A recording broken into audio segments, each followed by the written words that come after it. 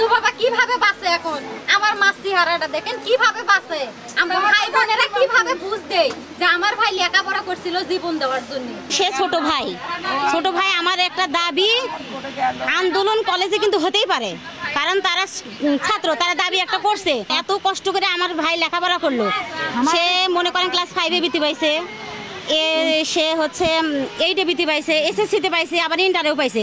এত মেধা করে পাশ করে আবার সে কলেজ ডিপার্টমেন্টে ইংলিশ ডিপার্টমেন্ট নিয়ে সে রোকেয়া ভার্সিটিতে সে টিকছে, নিবন্ধনেও সে টিকছে। তারপরেও সে কেন একটা চাকরির জন্য তার কেন জীবনটা হারাইতে হলো? আমার কথা, সে আন্দোলনে গেছে, সবই ঠিক আছে, তারা লাঠি পিটা করে শ্বাস করলো না কেন?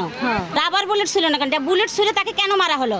আমরা এইটার সঠিক বিচার সরকারের কাছে চাই, এবং এটা আমাদের দাবি। আমার ভাই হিসাবে আমি দাবি করতেছি, তার বোন, যে সরকারে কেন ডাইরেক্ট গুলি করার পারমিশন দিল, এটার বিচার আমরা সাধারণ জনগণ সবাই আমরা চাচ্ছি। আসসালামু আলাইকুম ওয়া রাহমাতুল্লাহ। শেষ? 2 বার 3 বার